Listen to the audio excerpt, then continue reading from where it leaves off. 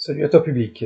Nous allons travailler sur l'exercice du hockey sur glace dans le cadre du chapitre sur le principe d'inertie.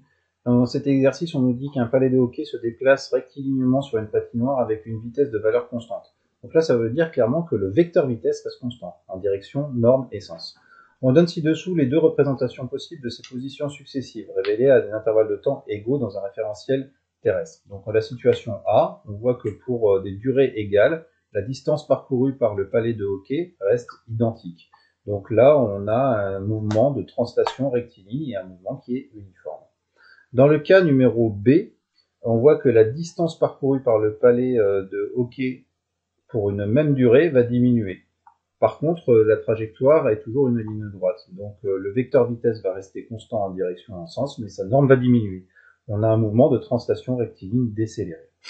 Donc, quelle est la représentation convenable pour une vitesse qui reste constante en direction, sens et norme? C'est évidemment la représentation A. Quelle propriété vérifie les forces auxquelles le palais est soumis?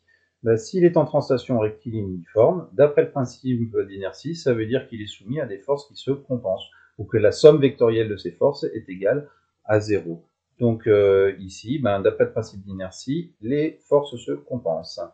Préciser sur un schéma les caractéristiques de ces forces en admettant qu'il n'en existe que deux. Voilà, on peut très bien imaginer sur l'exercice du palais, qui ressemble beaucoup à ce qu'on a traité en TP sur le curling, que ce palais il est soumis à son propre poids, vertical dirigé vers le bas de norme m fois la valeur de la pesanteur, et la réaction du support qui est verticale dirigée vers le haut. Si on fait la somme vectorielle du vecteur rouge, le poids, plus le vecteur bleu, la réaction du support, on tombe bien sur le point de départ, qui est ici. Donc on a une somme vectorielle nulle, et qui, d'après le principe d'inertie, dit que le mouvement il est soit au repos, soit il est posé sur la glace sans bouger, soit il est en translation rectiligne uniforme.